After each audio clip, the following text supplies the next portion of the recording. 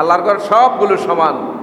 আল্লাহর ঘর, মানুষ যখন আল্লাহর ঘরে ঢুকে, ইজা দাহালাল ইনসান ইজা দাহালাল মুসাল্লি, যখন মসজিদে ঢুকে বিসমিল্লাহি ওয়াসসালাতু ওয়াসসালামু আলা রাসূলিল্লাহি আল্লাহুম্মা আফতাহ লি আবওয়াবা ওয়া রাহমাতি, এটা হাদিস। আর আছে আদানিয়া নফরি নবীরে সালাম দিয়ে গলা ফরিব মসজিদে ঢুকতে।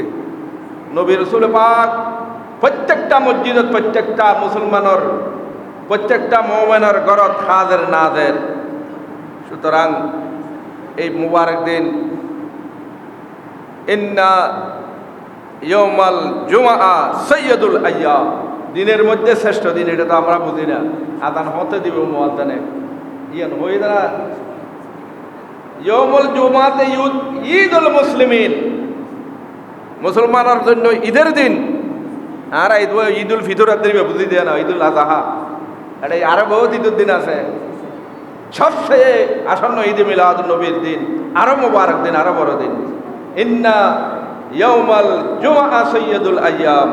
আমি আপনাদের দৃষ্টি আকর্ষণ করব, সবাই মসজিদে চলে আসুন।